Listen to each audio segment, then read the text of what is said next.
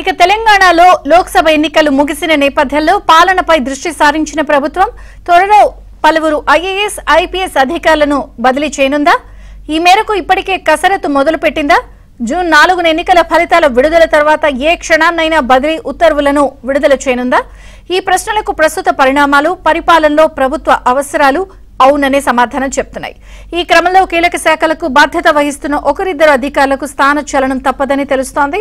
అంతేకాదు ఖాళీగా ఉన్న పోస్టులను భర్తీ చేయడం, వెయిటింగ్ లో ఉన్న ఏఐఎస్లకు పోస్టింగ్లు ఇవ్వడం, జిల్లాలో వ్యతిరేకత ఉన్న కొందరు కలెక్టర్లు, ఎస్పీల స్థానంలో కొత్త వారిని నియమించడంపై సర్కారు కసరత్తు ప్రారంభించినట్లు సమాచారం.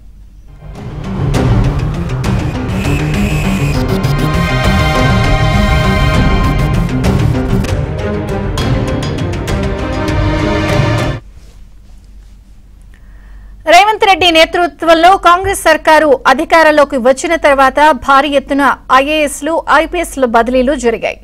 గత సర్కారుతో సన్నిహితంగా మెలిగిన కొందరు అధికారులను అప్రధాన్య పోస్టింగుల్లో నియమించింది. జనవరిలోనూ 26 మంది బ్యూరోక్రాట్లు బదిలీ అయ్యారు. మార్చిలోనూ బదిలీల పరంపర కొనసాగగా ఇటీవల లోక్సభ ఎన్నికల కోడ్ నేపథ్యంలో ఈసీ పలువురిని బదిలీ చేసింది. ఎన్నికలు ముగియడంతో పూర్తి స్థాయిలో పరిపాలనపై దృష్టి పెట్టినట్టు సర్కార్ అర్థమవుతోంది. మళ్లీ బదిలీలకు సిద్దమైనట్టు తెలుస్తోంది. ఈ నెలాఖరులోగా బదిలీల వ్యవహారాన్ని కొలిక్కి తెచ్చి కౌంటింగ్ తర్వాత ఎన్నికల కోడ్ ముగియగానే బదిలీల ఉత్తర్వులు జారీ చేయాలని నిర్ణయించినట్లు సమాచారం.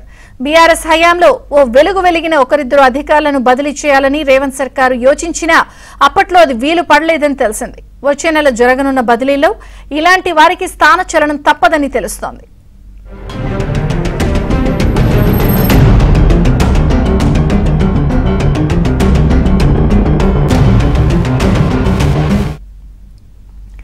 సాధారణ పరిపాలనా శాఖకు ప్రస్తుతం పూర్తి స్థాయి ముఖ్య కార్యదర్శి లేరు.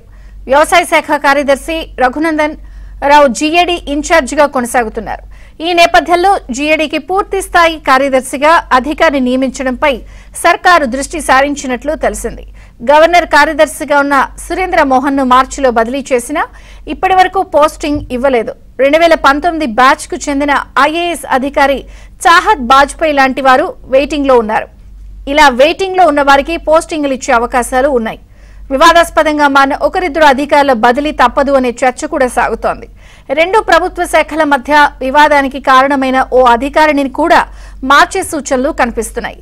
1-2 జిల్లాల కలెక్టర్లను మార్చాలంటూ స్థానికంగా వస్తున్న విజ్ఞప్తులను రేవంత్ సర్కారు పరిగణలోకి తీసుకుని వారిని మార్చే అవకాశాలున్నట్లు సమాచారం.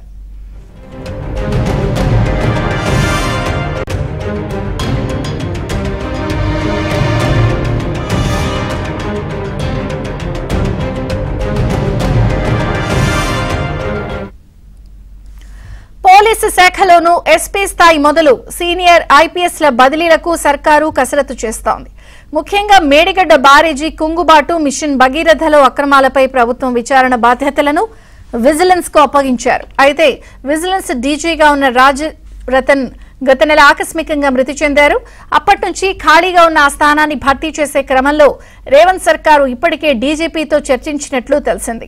డ్రగ్స్ పై ఉక్కుపాదం మోపాలని సర్కారు కంకణం కట్టుకుంది. Telangana anti narcotic bureau director గా కొనసాగుతున్న సందీప్ శాండిల్యా ఈ నెలాఖరున పదవీ విరమణ చేయనున్నారు. దాంతో ఖాళీ అయ్యే ఆ స్థానాన్ని కూడా భర్తీ చేయనుంది. రాష్ట్ర వ్యాప్తంగా ఉన్న 9 పోలీసు కమిషనరేట్లలో ఒకరిద్దరు కమిషనర్లకు స్థానచలనం తప్పదని తెలుస్తోంది. ఎస్పీ స్థాయి మొదలు సీనియర్ ఐపీఎస్లలో కొందరిని బదిలీ చేసే అవకాశాలు ఉన్నాయి. ఇక సీనియర్ ఐపీఎస్లలో కొందరి వద్ద అదనపు బాధ్యతలు ఉన్నాయి. 2 అంతకంటే ఎక్కువ విభాగాల బాధ్యతలను నెరవేరుస్తున్న వారిపై పని భారాన్ని తగ్గించేలా ప్రభుత్వం కసరత్తు చేస్తున్నట్లు సమాచారం.